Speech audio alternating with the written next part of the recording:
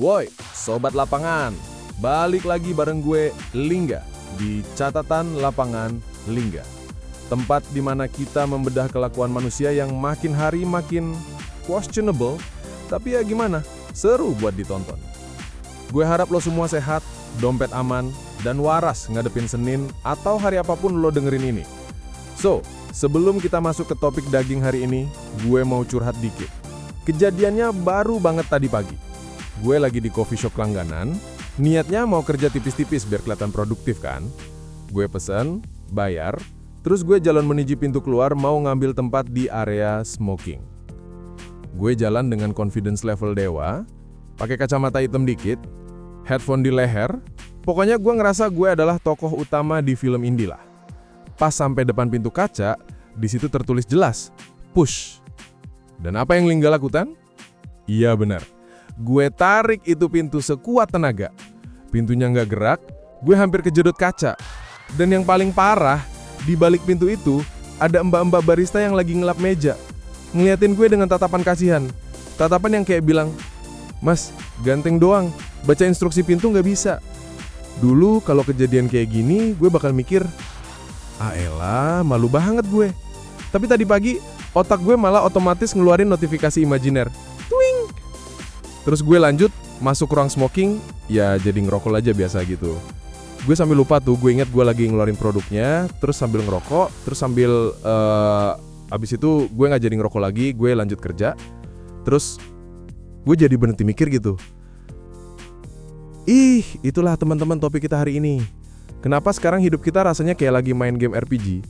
Kenapa segala tindak tanduk kita diukur pakai poin gak kasat mata bernama aura? Kita bakal bahas fenomena ini. Siapin 9 lo karena pembahasan ini bakal bikin aura lo plus 10.000. Let's go. Oke, kita bedah dulu. Buat lo yang mungkin hidup di gua atau emang jarang buka TikTok, yang mana itu achievement sih, aura plus 1000 buat lo. Tren aura ini sebenarnya konsep yang absurd. Definisinya gini, aura itu satuan ukur karisma lo, kekerenan lo, atau seberapa dingin dan misterius lo di mata publik. Tapi masalahnya perhitungannya itu loh, random banget. Gue habis scrolling berjam-jam demi riset ini, dan gue nemu pola yang kocak.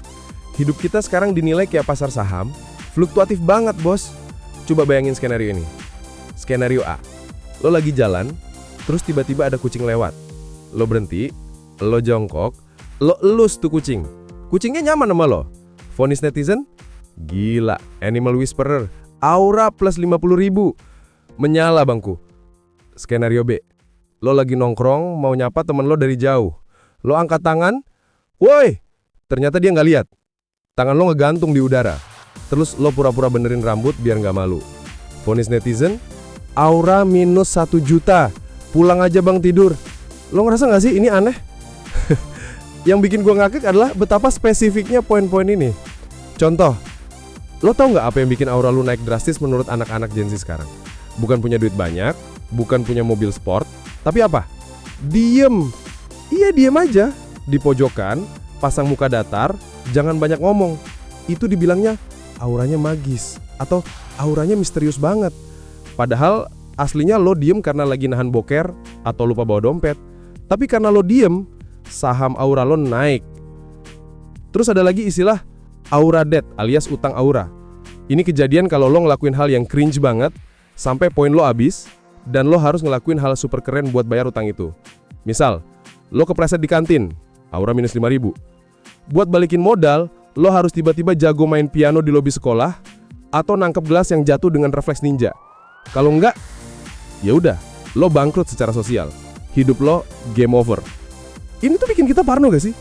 Gue jadi ngebayangin, jangan-jangan nanti pas ngelamar kerja, HRD nggak nanya IPK lagi. HRD bilang, "Mas Lingga, pengalaman kerja bagus ya, tapi maaf, saya lihat di CCTV lobby tadi, Mas kesandung tali sepatu sendiri. Aura Mas Lingga minus di mata kami. Ditolak." Gila nggak tuh? Nah, masuk ke segmen favorit gue, teori konspirasi Lingga, alias gue sok tahu menganalisis kenapa fenomena ini kejadian. Kenapa sih kita terobsesi banget ngitungin aura? Menurut gue ini adalah mekanisme coping atau coping mechanism kita menghadapi rasa malu. Ini adalah cara generasi kita menertawakan kegagalan. Dulu kalau kita malu, ya rasanya sakit hati, pengen ngilang ditelan bumi. Tapi dengan adanya konsep aura points, itu rasa malu itu digamifikasi, dijadiin game. Pas lo salah tarik pintu kayak gua tadi, alih-alih meratapi nasib, duh bego banget gue. Otak kita mikir, anjir, aura minus nih, lucu nih kalau diceritain. Jadi tragedi berubah jadi komedi, rasa malu berubah jadi statistik. Dan entah kenapa itu bikin rasanya lebih ringan. Selain itu gue ngerasa ini juga bentuk narsisisme modern. Kita semua pengen jadi main character atau tokoh utama. Di film atau anime, tokoh utama itu kan punya haki atau energi yang kuat. Nah, karena kita nggak punya kekuatan super, kita ngarang sendiri kekuatan itu lewat aura. Kita pengen setiap gerakan kecil kita, cara kita jalan, cara kita minum kopi, cara kita diem, itu ada value-nya.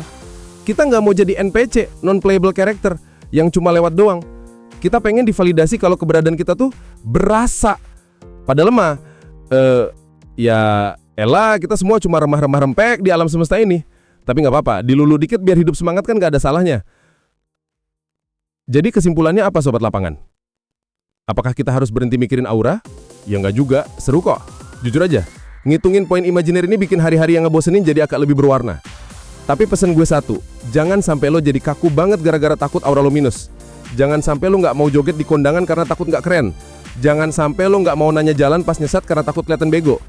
Kadang-kadang, aura paling gede itu justru muncul ketika lo berani jadi diri sendiri, berani malu, dan bisa ngetawain kebodohan lo sendiri. Itu baru namanya infinite aura. Oke, segitu dulu ocehan gue kali ini. Sekarang giliran lo, gue mau tantang para pengulik di kolom komentar. Coba ceritain momen aura minus terparah lo minggu ini, atau momen aura plus lo yang paling epic. Yang ceritanya paling ngenes, atau paling keren, gue doain auranya nambah dan rezekinya lancar biar bisa traktir gue kopi. Gue Lingga, pamit undur diri. Sebelum gue ngomong salah dan aura gue minus lagi. Stay real, stay low key, dan jangan lupa tarik pintu yang tulisannya pull. Ciao.